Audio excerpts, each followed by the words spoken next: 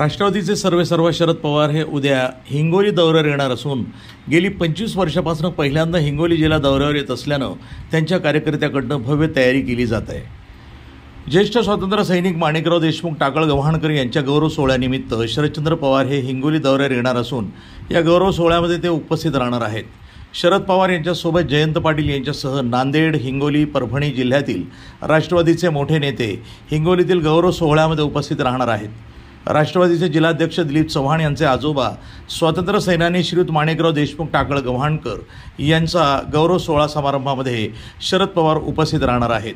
ते पुण्यावरून विमानानं नांदेड इथं, नंतर ते संत नामदेव महाराज नरसी इथं दर्शन घेतल्यानंतर हिंगोली येथील गौरव सोहळ्यामध्ये येणार आहेत। त्यानंतर शरद पवार यांच्या हस्ते राष्ट्रवादीचे जिल्हाध्यक्ष दिलीप चव्हाण यांच्या हॉटेल शांती या हॉटेलचं शरद पवार यांच्या हस्ते उद्घाटन सोहळा पार पडणार आहे। शरद पवार हिंगोली दौऱ्यावर येणार असल्याचं जय्यत तयारी सुरू आहे। NTV news Marathi, Hingoli.